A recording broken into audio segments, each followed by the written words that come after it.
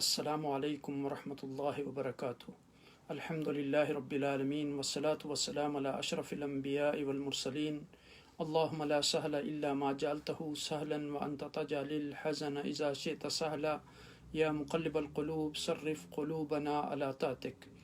اللہم رب اشرح لی صدری ویسر لی امری واحلل عقدۃ من لسانی یفقہوا قولی۔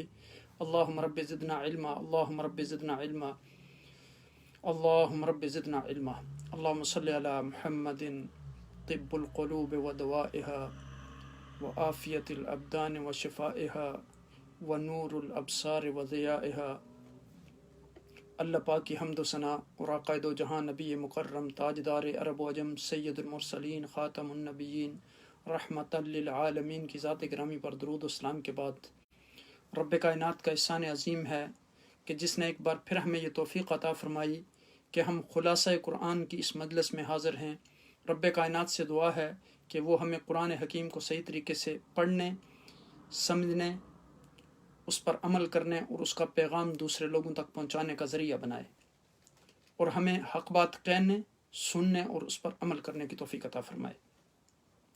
اللہ سبحانہ وتعالیٰ کے فضل و کرم، اس کے عنایت اور احسان اور نبی اکرم صلی اللہ علیہ وسلم کے فیضان کے تصدق سے ہم نے خلاصہ قرآن کی گزشتہ مجلس میں سورہ الملک، القلم اور الحاقہ اور المعارج، 4 صورتیں جو تھیں، ان کا خلاصہ اور ان کے اہم مضامین پر بڑی تفصیل سے روشنی ڈالی تھی۔ آج ہماری گفتگو کا مرکز و محور جو ہیں سورہ نوح، سورہ الجن اور سورہ مزمل، یہ 3 صورتیں ہیں۔ اس سے پہلے کہ ہم باقاعدہ اپنی گفتگو کا آغاز کریں، پہلی 4 صورتیں جو ہیں ان کے مضامین پر ہم سرسری سی نظر ڈال لیتے ہیں تاکہ ان کے مضامین اچھی طرح ہمارے ذہن نشین ہو جائیں اور نئے آنے والے ناظرین اور ناظرات اور سامعین اور سامعات کو بھی سمجھنے میں آسانی ہو۔ پچھلی نشست میں جو پہلی صورت ہم نے پڑھی تھی وہ سورہ ملک تھی۔ سورہ ملک جو ہے قرآن مجید کی سورہ نمبر 67 ہے۔ یہ قیام مکہ کے درمیانی زمانہ میں نازل ہوئی۔ اس کے 2 رکوع اور 30 آیات ہیں۔ اس صورت میں لوگوں کو ہدایت کی گئی کہ اللہ سبحانہ وتعالیٰ کو اس طرح مانیں جس طرح اس کو ماننے کا حق ہے، اور اس کی جتنی بھی صفات ہیں اس میں کسی اور کو شریک نہ ٹھہرائیں، اور اللہ سبحانہ وتعالیٰ کی صفات جو ہیں وہ اسی کی طرف سے ہیں، یعنی اس میں کسی کا کوئی عمل دخل نہیں ہے۔ تو یہاں اس سورہ مبارکہ میں بتایا گیا کہ کائنات کی ساری چیزیں جو ہیں ان کا خالق، ان کا مالک، ان کا رازق جو ہے رب کائنات ہے، اور بتایا گیا کہ کامیابی اسی کو ملے گی جو اللہ سبحانہ تعالیٰ پر ایمان لائے گا، حضور نبی اکرم صلی اللہ علیہ وسلم کو سچا رسول مانے گا، اور جو آپ کتاب لے کے آئے قرآن مبین اس پر عمل کرے گا، اس کی آیات پر عمل کرے گا، اس پر ایمان لائے گا، تو وہی دنیا میں بھی کامیاب ہوگا اور آخرت میں بھی کامیاب ہوگا۔ اس صورت میں بنیادی طور پر 3 مضامین بیان ہوئے ہیں اس سورہ مبارکہ میں۔ پہلا مضمون یہ بیان ہوا کہ ارض و سما پر حقیقی بادشاہت صرف اللہ سبحانہ وتعالیٰ کی ہے۔ دوسرا مضمون یہ بیان ہوا کہ رب العالمین کے وجود اور وحدانیت پر تقوینی دلائل اس سورہ مبارکہ میں بیان کیے گئے۔ آسمان کی چھت میں ستاروں کی کندیلیں، زمین کا فرش اور پانی کے بہتے ہوئے چشمے، فرمایا گیا کہ یہ ساری چیزیں کائنات کی اس باری تعالیٰ کے وجود پر دلالت کرتی ہیں۔ پھر اس کے بعد تیسرے جس مضمون کا یہاں ذکر کیا گیا وہ قیامت کے جھٹلانے والوں کا انجام بیان کیا گیا کہ ان کا انجام سخت ہوگا اور جہنم کی جو ہے وہ آگ میں ان کو دھکیل دیا جائے گا۔ اس کے بعد سورہ القلم ہے۔ سورہ القلم جو ہے قرآن حکیم کی سورہ نمبر 68 ہے۔ مکہ کے قیام کے زمانہ کے ابتدائی دنوں میں نازل ہوئی۔ اس سورہ مبارکہ کے 2 رکوع ہیں، اور اس میں عقائد و جہاں نبی اکرم صلی اللہ علیہ وسلم نے لوگوں سے کہا کہ اللہ کے سوا کوئی معبود نہیں، تم جن بتوں کی پوجا کرتے ہو یہ بت تمہارے کسی کام نہیں آئیں گے، ان بتوں کو آگ میں دھکیل دیا جائے گا، جہنم کی آگ میں، اور اگر تمہاری روش یہ رہی کہ تم ان بتوں کو اس طرح پوجتے رہے تو پھر تمہارا حشر بھی یہی ہوگا، تم بھی ان کے ساتھ جہنم میں جاؤ گے۔ تو جب انہوں نے عقائد و جہاں نبی اکرم صلی اللہ علیہ وسلم سے یہ بات سنی تو وہ کبھی تصور اور خیال بھی نہیں کرتے تھے کہ ہمارے نظام، ہمارے طریقے سے بہتر کوئی طریقہ ہو سکتا ہے۔ انہوں نے عقائد و جہاں نبی اکرم صلی اللہ علیہ وسلم نے کہا کہ جو بات آپ کرتے ہیں یہ کبھی ہم نے نہ سنی نہ کہی، تو آپ تو نعوذ باللہ آپ صلی اللہ علیہ وسلم کو دیوانہ کہہ دیا، کہا کہ لگتا ہے کہ آپ کی عقل میں فطور ہے۔ تو اس موقع پر یہ سورہ مبارکہ نازل ہوئی، سورہ القلم، اور اس میں اس بات کی تردید کی گئی ہے کہ آقا دو جہاں نبی اکرم صلی اللہ علیہ وسلم نعوذ باللہ مجنون یا دیوانے ہیں، بلکہ کہا گیا کہ حقیقت میں مجنون یہی لوگ خود ہیں، ان کو اس وقت پتہ چلے گا جب ان کو اس کی سزا ملے گی۔ تو اس سورہ مبارکہ میں جو ہے آقا دو جہاں نبی اکرم صلی اللہ علیہ وسلم کی قدر و منزلت، آپ کے اخلاق و مناقب بیان کیے گئے۔ پھر اس میں باغوں والا قصہ بیان کیا گیا، جس میں یعنی ایک شخص تھا، اس کا بہت خوبصورت باغ تھا، وہ اس باغ کی آمدنی، ان باغوں کی آمدنی سے جو ہے وہ غریبوں کی مدد کرتا تھا، اور جب اس کا انتقال ہو گیا تو اس کے بیٹوں کو جب وہ باغ ملا تو وہ پھر طرح طرح کے بہانے کر کے اس کو جمع کرنا شروع ہو گئے مال کو، اور وہ غریبوں کے لیے بالکل کوئی حصہ نہیں رکھتے تھے۔ تو اس طرح اللہ سبحانہ وتعالیٰ نے ان کے باغ کو جو ہے تباہ و برباد کر دیا، اس بات کا ذکر ہے۔ پھر آخرت کے بارے میں اس سورہ مبارکہ میں ذکر ہے۔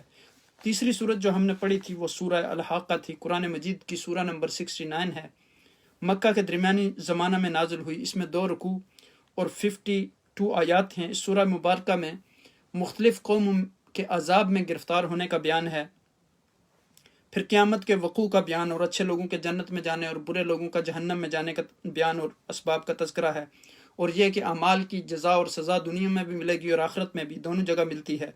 اس کے بعد سورہ معارج تھی، آخری سورت جو ہم نے پچھلی نشست میں پڑھی تھی۔ یہ قرآن مجید کی سورہ نمبر 70 ہے، 17ویں سورت ہے۔ تو نبوت کے ابتدائی زمانہ میں یہ سورہ مبارکہ نازل ہوئی۔ اس میں 2 رکوع اور 44 آیات ہیں۔ سورہ کی ابتدا میں بتایا گیا کہ کفار مکہ حضور نبی اکرم صلی اللہ علیہ وسلم اور آپ صلی اللہ علیہ وسلم کی دعوت کا جو ہے مذاق اڑاتے ہیں، اور آپ سے مطالبہ کرتے ہیں کہ جو عذاب آنے والا ہے اسے جلدی لے آؤ تاکہ دنیا میں ہم اس سے نمٹ لیں۔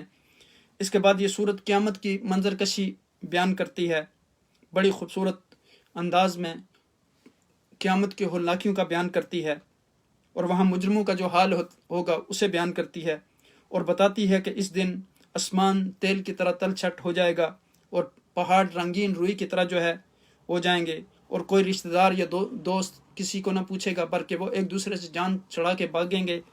اور انسان کی فطرت کے بارے میں بتایا گیا کہ جب تکلیف پہنچتی ہے تو اس وقت جزا و فضا کرتا ہے، چیخ و پکار کرتا ہے، اور جب اللہ سبحانہ تعالیٰ اس کو کوئی نعمت عطا کرتے ہیں تو اس وقت تکبر اور غرور میں مبتلا ہو جاتا ہے۔ لیکن اس بات سے نمازیوں کو جو ہے کہا گیا کہ الا المصلین، ان کو استثناء دی گئی۔ اور پھر یہاں نمازی جو ہیں ان کی 8 صفات کا ذکر کیا گیا اس سورہ مبارکہ میں، کہ نماز وہ پابندی کے ساتھ ادا کرنے والے ہیں، اپنا مال اللہ کے راستے میں خرچ کرنے والے ہیں، حساب و جزا کے دن کی تصدیق کرنے والے ہیں، عبادت و اطاعت کے باوجود اللہ سے ڈرنے والے ہیں، زنا سے بچنے والے اور حرام کی طرف نظر اٹھا کر نہیں دیکھتے، صرف حلال پر اکتفا کرنے والے ہیں، امانتیں اور عہد جو ہیں پورا کرنے والے ہیں، نماز کو مقررہ وقت میں ادا کرنے والے ہیں، حق و عدل کے ساتھ گواہی ادا کرنے والے ہیں۔ تو ان صفات کے حاملین کو جنتی قرار دیا گیا۔ اب یہاں سے ہمارے موضوع کا آغاز ہوتا ہے آج کا، سورہ نوح کا۔ اعوذ باللہ من الشیطان الرجیم، بسم اللہ الرحمن الرحیم۔ انا ارسلنا نوحا الى قومه ان انذر قومك من قبل ان يأتيهم عذاب علیم قال يا قوم انی لکم نذیر مبین ان اعبدوا الله واتقوه واطیعون یغفر لکم من ذنوبکم ویؤخرکم الى اجل مسمى ان اجل الله اذا جاء لا يؤخر لو كنتم تعلمون قال رب انی دعوت قومی لیلا ونہارا فلم يزدهم دعائی الا فرارا وانی كلما دعوتهم لتغفر لهم جعلوا اصابعهم في آذانهم واستغشوا ثيابهم وأصروا واستكبروا استكبارا ثم إني دعوتهم جهارا ثم إني أعلنت لهم وأسررت لهم إسرارا فقلت استغفروا ربكم إنه كان غفارا يرسل السماء عليكم مدرارا ويمددكم بأموال وبنين ويجعل لكم جنات ويجعل لكم أنهارا ما لكم لا ترجون لله وقارا صدق اللہ العظیم۔ یہ سورہ نوح کی جو ابتدائی آیات ہیں وہ آپ کے سامنے میں نے تلاوت کی ہیں۔ इस सूरह मुबारका में 28 आयात हैं और 2 रुकू हैं। ये सूरह मुबारका जो है मक्की है। तरतीब कुरानी के लिहाज से इस सूरह मुबारका का नंबर जो है वो 71 है। ये सूरह मुबारका भी क़ियाम मक्का के इब्तदाई ज़माना में नाजिल हुई। इस सूरत में शुरू से लेकर आखिर तक नूह अलैहिस्सलाम की जो है वो ज़िक्र है। इनकी कौम बहुत सी बदअमालियों में मुब्तला थी, जिसकी जड़ ये थी कि वो अल्लाह सुब्हानहू तआला को भूल बैठे थे। उस बात का यहाँ तज़किरा किया गया और वो बुतों की पूजा करते थे। फिर इनके 5 मशहूर बुत जो हैं उन के नाम इस सूरह मुबारका में बताए गए। असल में बुतों की पूजा जो है इन्हीं से शुरू हुई। कहते हैं कि इसकी इब्तिदा यूँ हुई कि अपने बाद लोगों को जो सबसे बड़ा मानते थे और इनकी हद से ज़्यादा ताज़ीम और तौक़ीर करते थे, जब वो मर गए तो इनकी यादगारें बनाकर इन्होंने जो है उनको पूजना शुरू कर दिया। उनका मुजस्समा बना लेते थे पत्थर का, और इसकी वही ताज़ीम करते थे जैसे वो ज़िंदगी में उनकी ताज़ीम करते थे। तो रफ्ता रफ्ता फिर यही मुजस्मे जो हैं इनके माबूद बन गए। तो वो अल्लाह को बिल्कुल बुला बैठे। इन लोगों से ज़ात पात की बुनियाद पड़ी और बुत परस्ती का ये लाजमी नतीजा था, यानी आदमी के नीचे और ऊंचे दर्जे मुकर्रर हो गए और मर्तबा की ऊंच नीच की जो वबा थी ये फैल गई। बुतों की पूजा और ज़ात पात की तफरीक इन लोगों से शुरू होकर फिर पूरी दुनिया में फैली। मिस्र में, इराक़ में, हिंदुस्तान में, सब जगह इसका रिवाज हो गया और आज ये दोनों आफतें दुनिया में किसी न किसी शक्ल में मौजूद हैं। हालांकि अल्लाह सुब्हानहू तआला ने बड़े वाज़ेह अंदाज में फरमाया कि या अय्युहन्नास इन्ना खलक़नाकुम मिन ज़करिन व उन्सा व जअलनाकुम शुऊबन व क़बाइला लितआरफ़ू इन्ना अक्रमकुम इंदल्लाहि अत्क़ाकुम। अल्लाह सुब्हानहू तआला ने कहा कि ऐ ईमान वालो, ऐ लोगो, मैंने तुम्हें पैदा किया और तुम्हारे कबीले बनाए ताकि तुम एक दूसरे को पहचान सको। और आका दो जहां नबी अकरम सल्लल्लाहु अलैहि वसल्लम ने फरमाया कुल्लुकुम मिन बनी आदम व आदम मिन तुराब, तुम सब आदम की औलाद और आदम को मिट्टी से पैदा किया गया। और इस बात का कुरान में भी तज़किरा है जब आदम अलैहिस्सलाम की तख्लीक का जिक्र किया गया। और फिर जब शैतान से पूछा गया कि आपने सजदा नहीं किया, तो उसने कहा कि मैं आग से पैदा मुझे किया गया और इसको मिट्टी से पैदा किया गया, तो मैं कैसे इसको सजदा कर सकता हूँ। यानी तकब्बर की बुनियाद पर उसने इनकार किया, तो अल्लाह सुब्हानहू तआला ने क़यामत तक उसको अपने बारगाह से धत्कार दिया। यहाँ आप देखें कि बावजूद इसके कि अल्लाह के रसूलों और इसकी किताबों की दुनिया में इनकी गिरफ्त से पूरी तौर नहीं छूटी, इनकी शक्लें बदलती रहेंगी, मगर असल यानी हर तरह कायम रही।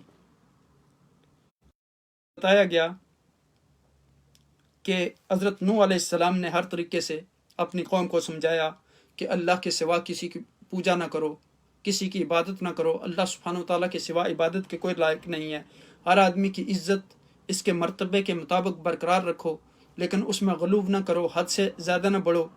जब इनकी कौम ने हज़रत नूह अलैहिस्सलाम की कोई बात ना सुनी, तो उन्होंने अल्लाह अज़्ज़ा व जल की बारगाह में फ़रियाद की और अर्ज़ की कि मैंने हर तरह इन्हें समझाया, लेकिन इनके कान पर जूं ना रेंगी, ये अपने बुतों की परस्त पर अड़े रहे। आखिर में हज़रत नूह अलैहिस्सलाम ने इनके हक़ में बहुत दुआ की और इल्तिजा की कि ये लोग दुनिया में इस तरह रहते चले गए अगर, तो दुनिया में सवाए शर व फसाद के और कुछ दिखाई नहीं देगा। आखिर अल्लाह सुब्हानहू तआला ने पानी के ज़रिए तूफ़ान भेजा और इन सब को गर्क कर दिया। सिर्फ वही लोग बचे और जानवर जो नूह अलैहिस्सलाम के साथ कश्ती में सवार हो गए, उनमें से उनके जो बेटे मोमिन थे वो भी, और थोड़े और उनके मानने वाले लोग थे। और फिर तूफ़ान के बाद आदमी और जानवर की जितनी भी नस्ल चली है वो इन्हीं में से जो बचे हुए लोग थे उन्हीं से उनकी नस्ल चली है।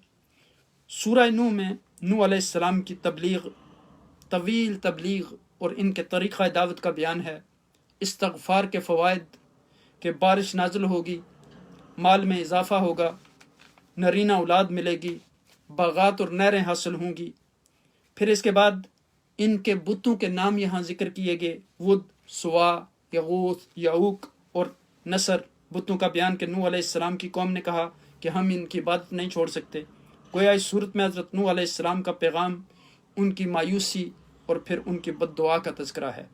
अब देखें कि नूह अलैहिस्सलाम ने शुरू सूरत के اگر آپ دیکھیں انا ارسلنا نوحا الی قومہ ان انذر قومک من قبل ان یاتیہم عذاب علیم، کہ ہم نے نوح علیہ السلام کو ان کی قوم کے پاس بھیجا پیغمبر بنا کر، تاکہ وہ اپنی قوم کو اس وبال کفر سے ڈرائیں قبل اس کے کہ ان پر دردناک عذاب آئے۔ اب انہوں نے کہا قال یا قوم انی لکم نذیر مبین، کہا کہ اے میری قوم میں تمہارے لیے صاف صاف ڈرانے والا ہوں۔ تو کہا ان اعبدوا اللہ واتقوا واطیعون، اللہ کی عبادت کرو، اس سے ڈرو اور اس کی اطاعت اور فرمانبرداری کرو۔ یغفر لکم من ذنوبکم، وہ تمہارے گناہوں کو معاف کر دے گا۔ وہ یؤخرکم الی اجل مسمى، اور تم کو مقررہ وقت تک یعنی موت تک بلا عقوبت مہلت دے گا۔ ان اجل اللہ اذا جاء لا یؤخر لو کنتم تعلمون، اور اللہ سبحانہ تعالیٰ کی جب اجل آئے تو پھر اسے کوئی ٹال نہیں سکتا، جب مقررہ وقت آ جائے۔ کیا اب خوب ہوتا اگر تم ان باتوں کو سمجھ لیتے۔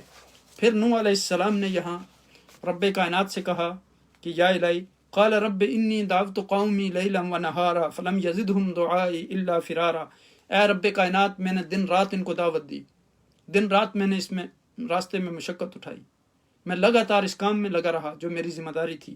فلم یزدہم دعائی الا فرارا، لیکن ان پر میری دعا کا کوئی اثر نہ ہوا، یعنی یہ مجھ سے بھاگتے رہے، میں ان کو دین کی طرف بلاتا تھا، یہ دین سے بھاگتے تھے۔ پھر فرمایا کہ وَإِنِّي كُلَّمَا دَعَوْتُهُمْ لِتَغْفِرَ لَهُمْ جَعَلُوا أَصَابِعَهُمْ فِي آذَانِهِمْ فَاسْتَغْشَوْا ثِيَابَهُمْ وَاسْتَكْبَرُوا اسْتِكْبَارًا، اور فرمایا کہ میں نے جب کبھی ان کو دین کی دعوت کی طرف بلایا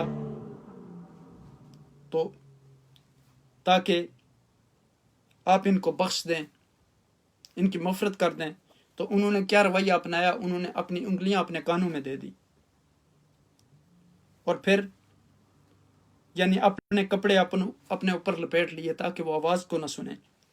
فرمایا پھر میں نے اس کے باوجود بھی دعوت کو ترک نہیں کیا، میں نے تیری دعوت کو جاری رکھا۔ ثم انی دعوتہم جہارا، پھر میں نے ان کو یعنی بلایا، ان کو پکار کر پھر دعوت دی۔ ثم انی اعلنت لہم، پھر میں نے اعلان کیا، ظاہر کیا۔ واسررت لہم اسرارا، جو کچھ پوشیدہ تھا وہ بھی میں نے ان کے سامنے ظاہر کیا، یعنی اعلانیہ طور پر ان کو دعوت دی، اور ان کو بالکل خفیہ بھی سمجھایا، یعنی ظاہری طور پر بھی دعوت دی، پوشیدہ طور پر بھی دعوت دی۔ پھر کہا کہ میں نے انہیں کہا کہ فَقُلْ تُسْتَغْفِرُوا رَبَّكُمْ إِنَّهُ كَانَ غَفَّارًا، توبہ کر لو، استغفار کر لو، اللہ سے معافی مانگ لو، وہ معاف کرنے والا ہے۔ آپ کو یرسل السماء علیکم مدرارا، تمہارے لیے آسمان سے موسلادھار بارش اتارے گا۔ وَيُمْدِدْكُمْ بِأَمْوَالٍ وَبَنِينَ، اور تمہیں مال و دولت دے گا، اولاد دے گا۔ وَيَجْعَلْ لَكُمْ جَنَّاتٍ وَيَجْعَلْ لَكُمْ أَنْهَارًا، تمہیں باغات دے گا اور طرح طرح کی تمہیں نہریں اور یہ انعامات عطا کرے گا۔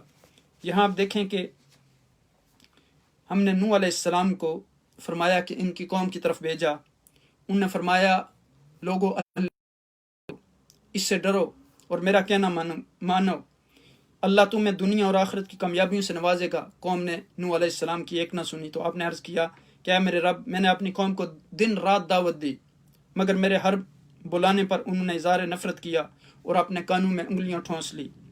اے اللہ، میں نے ان کے مجمع میں جا کر ان کو سمجھایا، ایک ایک آدمی کو الگ الگ سمجھانے کی کوشش کی، مگر یہ نہ مانے۔ میں نے کوئی بھی طریقہ تیری دعوت میں ایسا نہیں جو استعمال نہیں کیا۔ میں نے ان سے کہا لوگو اپنے رب سے بخشش مانگو، وہ تم کو موسلادھار بارش برسائے گا، یعنی تمہارے اوپر موسلادھار بارش برسائے گا اور یہ نعمت تمہیں عطا کرے گا، تمہارے لیے ہر طرح کی رزق کی فراوانی فرما دے گا، رزق کی بھی فراوانی ہوگی، بارش بھی عطا کرے گا رب کائنات آپ کو۔ پھر فرمایا اس کے باوجود جو ہے پھر میں نے ان سے کہا کہ تم اپنے رب کی عظمت کا خیال کرو، جس نے تمہیں پیدا کیا ہے، جس نے آسمان بنائے، چاند ستارے بنائے، سورج کو جو ہے ساری دنیا کا چراغ بنا دیا، جس نے زمین سے نباتات اگائی۔ یہ باری تعالیٰ کی قدرت کاملہ کے دلائل یہاں بیان کیے گئے۔ اس نے زمین بچھائی اور تمہاری سہولت کے لیے اس میں راستے پہاڑوں سے بنائے۔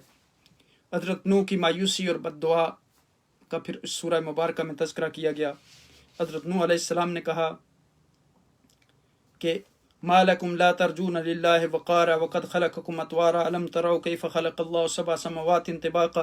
ये कुदरत कामला के दलाइल, यानी किस तरह अल्लाह सुब्हानहू व तआला ने क्या तुम अल्लाह की अज़मत के मुतक़िद क्यों नहीं हो, जबकि उसने इतना आसमान ज़मीन को बनाया, ये चाँद और सितारों और सूरज को बनाया, फिर तुम्हें तुम्हारी तख्लीक की, तुम्हें ज़िंदगी दी, मौत अता करेगा, फिर ज़िंदगी देगा, और फिर तुम्हारे लिए ज़मीन को बिछौना बनाया। तो फिर आगे फरमाया कि लितस्लुकू मिनहा सुबुलन फिजाजा, और फिर इससे तुम्हारे लिए खुले खुले रास्ते भी बनाए। फिर नूह अलैहिस्सलाम ने कहा क़ाल नूह रब्बि इन्नहुम असौनी वत्तबऊ मन लम यज़िदहु मालुहु व वलदुहु इल्ला खसारा। फरमाया नूह अलैहिस्सलाम ने कहा कि ऐ मेरे परवरदिगार, इन लोगों ने मेरा कोई कहना ना माना, ऐसे शख्सों की पैरवी की जिनकी माल और औलाद नहीं इनको नुकसान दिया। व मकरू मकरन कुब्बारा, और फिर इन्होंने जो है मकर किया,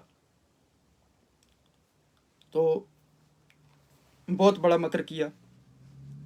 तो अल्लाह सुब्हानहू व तआला यहाँ देखें आप कि इसमें हज़रत नूह अलैहिस्सलाम ने कहा कि ए रब, इन्होंने मेरी कोई बात नहीं सुनी, इन्होंने अपने झूठे माबूदों की पूजा की, उनकी परस्तिश करते रहे और मेरे ख़िलाफ़ ये बड़ी बड़ी साजिशों में मसरूफ़ रहे।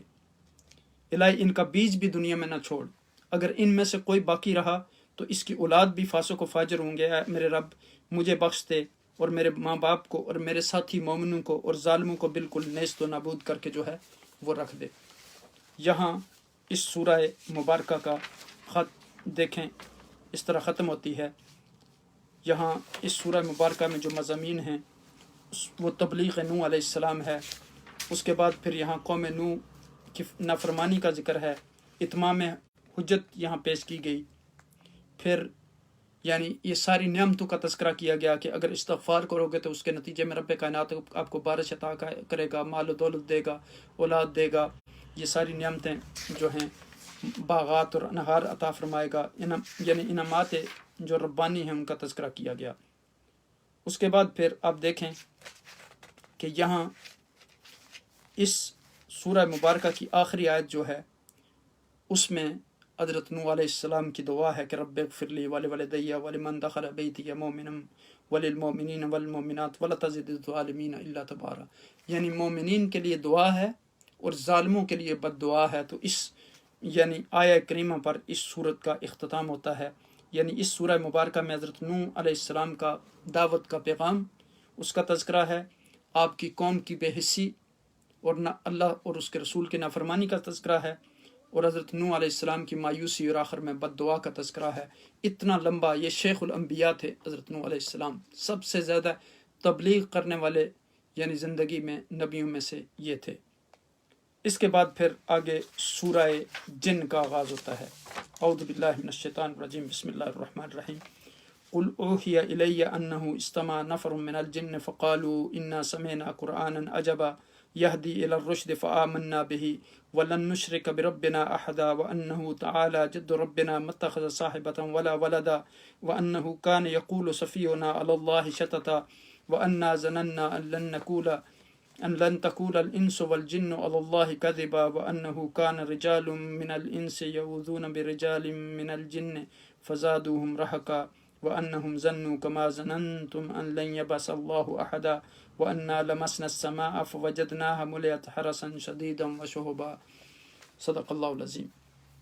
ये जो मैंने आपके सामने आयात तलावत की हैं, ये सूरह जिन की 1 से लेकर 8 नंबर तक की आयात तलावत की हैं। अब देखें कि सूरह जिन जो है इसमें क्या मौज़ूआत हैं।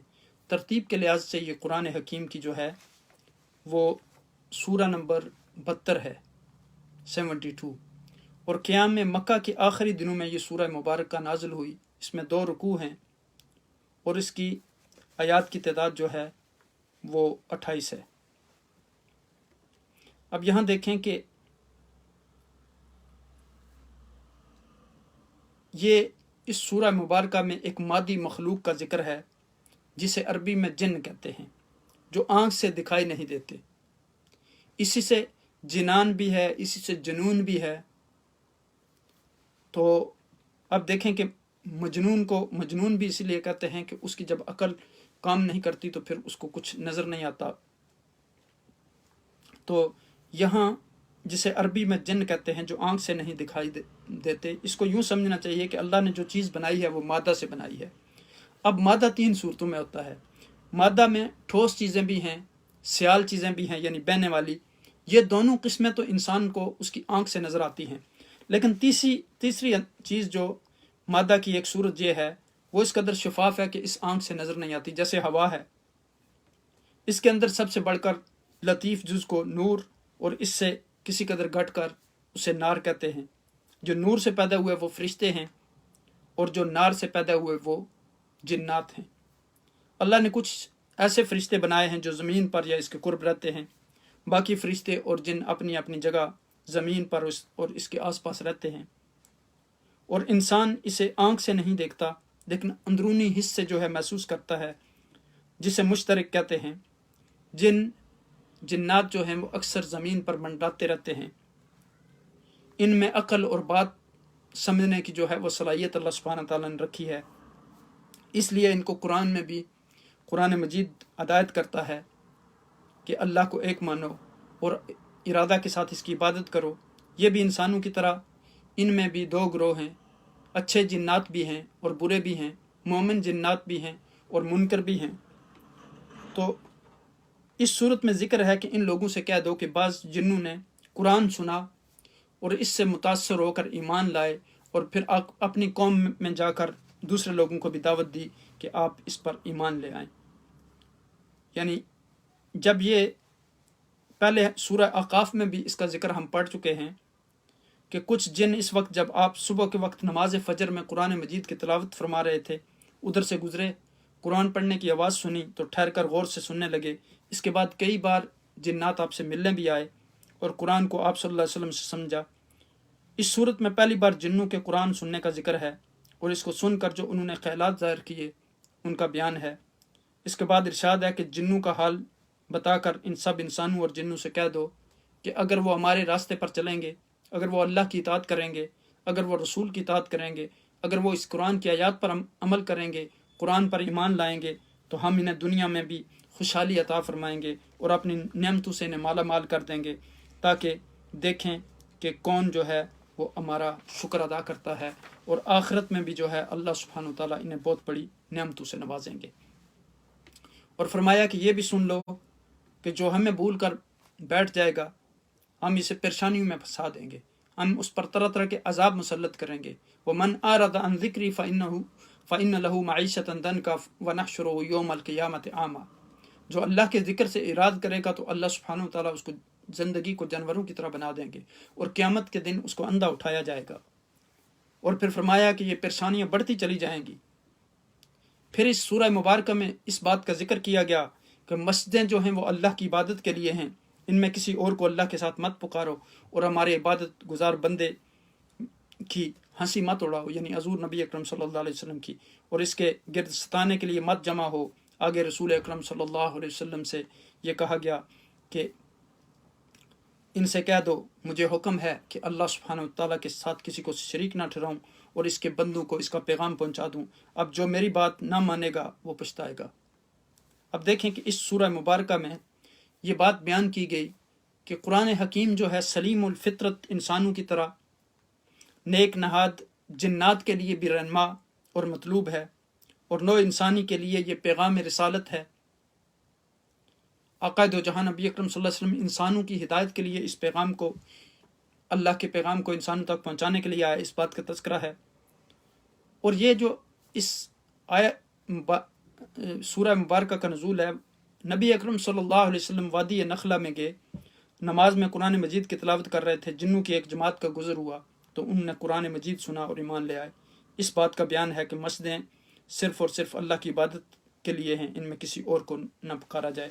تو اس طرح یہ سورہ مبارکہ جو ہے، اس میں جو موضوعات ہیں ان میں جنات کا قبول اسلام ہے۔ پھر اس کے بعد اس بات کا تذکرہ ہے کہ ان کی جو ہے وہ کلی کھل گئی، اتمام وحی، جنات کا اظہار ایمان، نافرمانی کا انجام جہنم، مالک کائنات جو ہے وہ اللہ ہے، اس کے سوا کوئی عبادت کے لائق نہیں، اس کے ساتھ کسی کو شریک ٹھہرانا جو جائز نہیں، اور قیامت کے دن یہ ساری حقیقت کھل جائے گی کہ کون حق کے راستے پر ہے۔ پھر اس طرح یہ سورہ مبارکہ جو ہے اس آیہ کریمہ پر ختم ہوتی ہے لِيَعْلَمَ أَنَّ قَدْ أَبْلَغُوا رِسَالَاتِ رَبِّهِمْ وَأَحَاطَ بِمَا لَدَيْهِمْ وَأَحْصَىٰ كُلَّ شَيْءٍ عَدَدًا اللہ تعالیٰ کو معلوم ہو جائے کہ ان فرشتوں نے اپنے پروردگار کے پیغام رسول صلی اللہ علیہ وسلم تک بحفاظت پہنچا دیے، اور اللہ تعالیٰ جو پاس ان کے ہے اس کو تمام چیزوں کو احاطہ کیے ہوئے ہیں، اور ہر چیز کی اللہ سبحانہ تعالیٰ کو گنتی معلوم ہے۔ یہاں اس سورہ مبارکہ کا جو ہے وہ اختتام ہوتا ہے، اور اس سے اگلی سورت جو ہے وہ سورہ المزمل ہے۔ اب دیکھیں کہ اس سورہ مبارکہ میں جنات کا قرآن حکیم سن کر متاثر ہونا اور ایمان قبول کرنا، اور پیغام رسالت صلی اللہ علیہ وسلم کا تذکرہ ہے کہ آپ اعلان کر دیں کہ میں اپنے رب کو پکاروں گا، اس کے سوا کسی کو میں شریک نہیں ٹھہراؤں گا۔ تو میں تمہیں بھی یہی دعوت دیتا ہوں، اس بات کا جو ہے اس سورہ مبارکہ میں تذکرہ کیا گیا۔ اس کے بعد سورہ المزمل، اعوذ باللہ من الشیطان الرجیم، بسم اللہ الرحمن الرحیم، یا ایہا المزمل قم اللیل الا قلیلا نصفہ او انقص منہ قلیلا او زد علیہ ورتل القرآن ترتیلا انا سنلقی علیک قولا ثقیلا ان ناشئۃ اللیل ہی اشد وطئا واقوم قیلا ان لک فی النہار سبحا طویلا واذکر اسم ربک وتبتل الیہ تبتیلا رب المشرق والمغرب لا الہ الا ہو فاتخذہ وقیلا واصبر علی ما یقولون واہجرہم حجرا جمیلا وذرنی والمکذبین اولی النعمۃ ومہلہم قلیلا۔ صدق اللہ العظیم۔ یہ تھیں ابتدائی آیات سورہ مزمل کی۔ سورہ مزمل میں جو ہیں اس سورہ مبارکہ میں آپ دیکھیں کہ ترتیب کے لحاظ سے یہ قرآن حکیم کی جو ہے سورہ نمبر 73 ہے، اور اس سورہ مبارکہ میں 20 آیات ہیں اور 2 رکوع ہیں۔ یہ ترتیب قرآنی کے لحاظ سے جیسے میں نے بتایا کہ 73 نمبر سورت ہے۔ یہ مکہ کے ابتدائی زمانہ میں نازل ہوئی۔ اس میں یعنی اس سورہ مبارکہ میں حضور نبی اکرم صلی اللہ علیہ وسلم کو اور آپ صلی اللہ علیہ وسلم کے ماننے والے مومنین اور متقین کو بتایا گیا کہ ان نے دنیا میں انسان کی ظاہری اور باطنی ترقی کے لیے کیا کچھ کرنا ہے۔ جس وقت یہ سورہ مبارکہ نازل ہوئی اس وقت رات کو اٹھ کر عبادت کرنے کا حکم تھا، تاکہ تنہائی میں جب آدمی دن کے شور اور غل اور شور شرابے سے دور ہو، دل سے اللہ کی طرف رجوع کرنے کا موقع ملے۔ اس سلسلہ میں ارشاد ہے کہ رات کو اٹھ کر کچھ وقت اللہ کی یاد میں صرف کرو، یعنی تقریباً آدھی رات یا اس سے کچھ کم نماز پڑھو اور باقی رات آرام کرو۔ نماز میں قرآن جتنا نازل ہو چکا ہے ٹھہر ٹھہر کر اس کی تلاوت کرو، اور ایک ایک حرف اور لفظ کو الگ الگ ادا کر کے پڑھو۔ یعنی دیکھیں قرآن جو ہے اس کو صحیح طریقے سے سیکھنا، تجوید کے ساتھ پڑھنا یہ بہت ضروری ہے۔ اگر ایک حرف آگے پیچھے ہو جائے تو معنی تبدیل ہو جاتے ہیں، اور پھر اس کے لیے بہت بڑا یعنی لحن جلی اور لان خفی ان چیزوں کا خیال کرنا چاہیے تجوید میں۔ جیسے امام جزری رحمۃ اللہ نے کہا کہ من لم یجود القرآن فآثم، جو تجوید کے ساتھ قرآن کو نہیں پڑھتا وہ گنہگار ہے۔ تو یہ بھی ہمارا ایک حق ہے قرآن کے اوپر کہ صحیح طریقے سے اس کو پڑھنا سیکھیں۔ تو الحمدللہ آج رب کائنات نے بے شمار جو وسائل ہیں، سورسز ہمارے سامنے ہیں، آج اساتذہ آپ کو میسر ہیں۔ آپ تصور کریں جب مدینہ میں صحابہ، ایسے صحابی بھی تھے جو اپنے گھروں سے نکل کر پوشیدہ اسلام قبول کیا، مدینہ کے شارے پر بیٹھ کر ایک ایک صحابی سے ایک ایک آیت سیکھتے تھے، پوچھتے تھے کہ کتنا قرآن پڑھا ہے۔ تو آج ہمارے پاس ہر طرح کی سہولت موجود ہے۔ آج نیٹ پہ آپ قرآن سیکھ سکتے ہیں، بے شمار قرآن کے یوٹیوب پہ موجود ہیں۔ آج آن لائن کتنے لوگ قرآن کو پڑھا رہے ہیں۔ آج کتنے دینی مدارس اور اسلامی اسکول ہیں، کتنے انسٹیٹیوشن ہیں۔ تو اس لیے ہمیں کوشش کرنی چاہیے کہ قرآن کو صحیح طریقے سے پڑھیں اور سمجھیں، اور اس کو اپنی زندگیوں میں امپلیمنٹ کریں اور اس کا پیغام دوسرے لوگوں تک پہنچائیں۔ یہاں دیکھیں کہ پھر کہا کہ رات کے عبادت کرنے میں اگرچہ مشقت ہوتی ہے، لیکن جو بات قرآن بتانا چاہتا ہے وہ دل میں جو ہے خوب بیٹھ جاتی ہے۔ ان قریب ہم اسے یعنی اے رسول صلی اللہ علیہ وسلم تمہاری طرف بڑا شاندار اور وزنی کلام بھیجنے والے ہیں، یعنی قرآن کا یہاں تذکرہ ہو رہا ہے، اور اس کے لیے تیاری کرنے کا طریقہ یہی ہے کہ اس کے بعد تمہیں دن بھر انسان کی اصلاح کے لیے بڑا کام کرنا پڑے گا۔ رات کی عبادت اللہ کی طرف متوجہ ہو جاؤ، اللہ سے مانگو، کیونکہ اس کے سوا تمہارا اور کل جہان کا پالنے والا اور کوئی نہیں ہے، اس لیے اس کو اپنے سارے کام اسی کے سپرد کر دو، کسی سے کوئی التجا نہ کرو۔ اگر گمراہ لوگ تمہیں باتیں بتائیں یا برا کہیں تو اس کی پرواہ نہ کرو، بغیر لڑے ان سے الگ رہو۔ یہ اگر دنیا کے ساز و سامان میں مست لوگ تمہاری بات نہیں سنتے بلکہ آپ کو ستاتے ہیں اور آپ کا دل دکھاتے ہیں تو ان کا معاملہ ہم پر چھوڑ دو، ہم ان کا حساب کتاب برابر کر لیں گے۔ ہمارے پاس ان کے لیے سخت عذاب ہے، تیار ہے۔ وہ قیامت کا دن قریب ہے جب زمین اور پہاڑ زلزلے سے لرز کر پاش پاش ہو جائیں گے۔ اس کے بعد انسانوں سے خطاب کر کے کہا گیا کہ ہم نے تمہارے پاس اپنے رسول مکرم صلی اللہ علیہ وسلم کو تمہاری ہدایت کے لیے بھیجا ہے، جس طرح فرعون کے پاس اس کی ہدایت کے لیے رسول بھیجا تھا۔ فرعون نے ہماری رسول کی بات نہ مانی اور تباہ ہوا۔ اگر تمہیں دنیا اور آخرت کی مصیبتوں سے بچنا ہے تو اس کی بس یہی صورت ہے کہ ہمارے رسول صلی اللہ علیہ وسلم کو مانو، قرآن کریم کی ہدایت کے مطابق چلو، ورنہ قیامت کا دن بڑا اولناک ہے اور وہ ضرور آ کر رہے گا۔ اس کے بعد رات کی نماز میں تخفیف کر دی گئی کہ آسانی سے جتنی نماز پڑھ سکو، اس کے بدلے جو فرض نمازیں 5 وقت کی مقرر کی گئیں ان کو پابندی کے ساتھ ادا کرو۔ زکوٰۃ کو ادا کرنے کا حکم دیا گیا اس سورہ مبارکہ میں، گویا فرمایا گیا کہ گویا تم اللہ کو قرض دے رہے ہو اور وہ اسے ادا کر دے گا اور وہ تمہارے اعمال سے واقف ہے۔ یہاں دیکھیں کہ اس سورہ مبارکہ کی شروع میں آقا دو جہاں نبی اکرم صلی اللہ علیہ وسلم کی چادر اوڑھنے کا تذکرہ کیا گیا، چونکہ یہ سورہ مبارکہ کی یہ آیات جب نازل ہوئی تو آپ چادر اوڑھ کر لیٹے ہوئے تھے۔ یا ایھا المزمل قم اللیل الا قلیلا نصفہ او انقص منہ قلیلا او زد علیہ ورتل القرآن ترتیلا ان سنلقی علیک قولا ثقیلا ان ناشئۃ اللیل ہی اشد وطئا واقوم قیلا۔ یہ جو ہم نے ابھی جن باتوں کا تذکرہ کیا کہ رات کو اٹھ کے عبادت کریں، اللہ کی طرف متوجہ ہو جائیں، قرآن کو صحیح تلاوت کریں، پھر ہم پر ایک بڑا وزنی کلام اتارنے والے ہیں، اس کے لیے پھر آپ کو دن رات مشقت کرنا ہوگی، ان باتوں کا ان آیات میں تذکرہ کیا گیا۔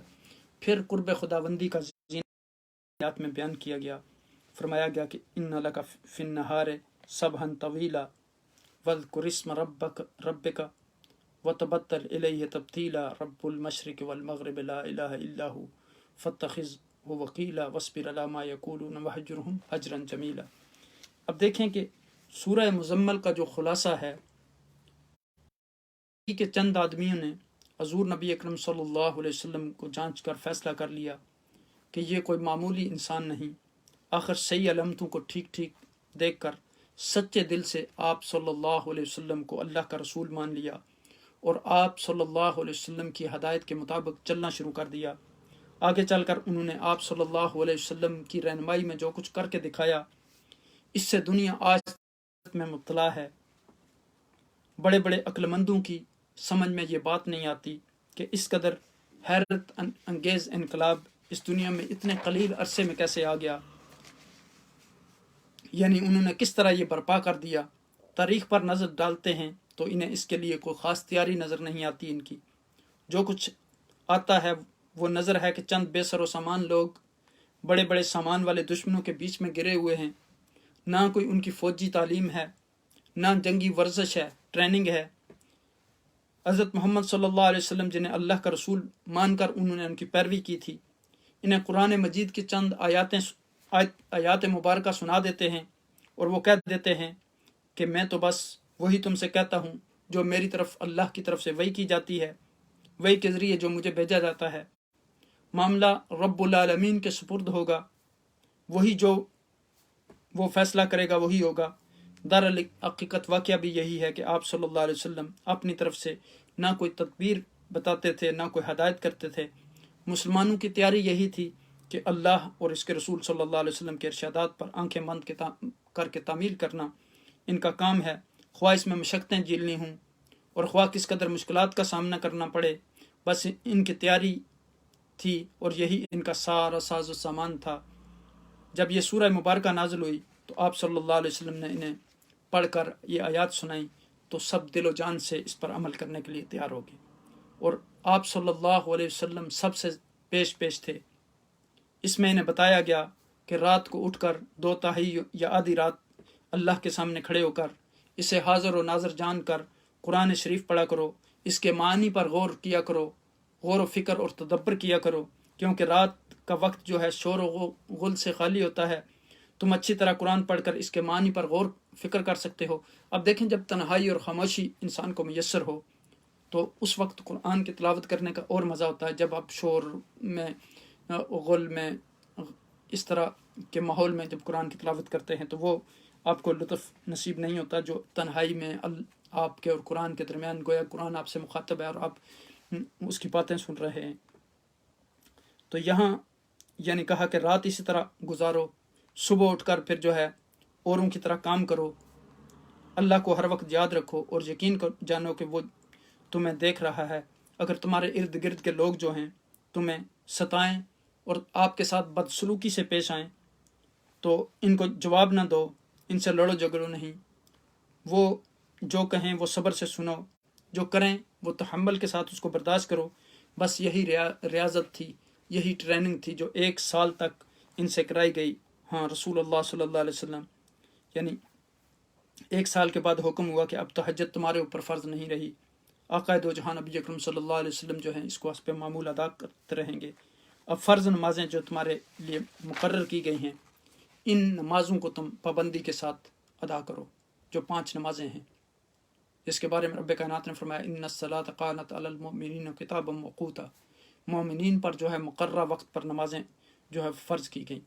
تو ان کو اسی پابندی کے ساتھ، قواعد و ضوابط کے ساتھ ادا کرو، جس طرح کہ آقا دو جہاں نبی اکرم صلی اللہ علیہ وسلم نے حکم دیا ہے، جس طرح آپ صلی اللہ علیہ وسلم نے ان کو پڑھنے کا طریقہ بتایا ہے، صلو کما رأیتمونی اصلی، جس طرح میں نماز پڑھتا ہوں میرے طریقے کے مطابق نماز پڑھو، اور پھر جو کچھ کماؤ اس میں سے کچھ حصہ جو ہے لاچار مفلسوں اور ناداروں کے لیے نکال دو، اور ہر وقت حاجت مندوں کے لیے حسب مقدور خرچ کرتے رہو، اور یہ سمجھو کہ جو کچھ تم دوسروں کی مدد کے لیے خرچ کر رہے ہو گویا تم اللہ سبحانہ وتعالیٰ کو قرض حسن دے رہے ہو، اور وہ اللہ بہت بڑا چڑھا کر اسے ادا کر دے گا، اور اس کے ساتھ ہی اللہ کی مغفرت طلب کرتے رہا کرو۔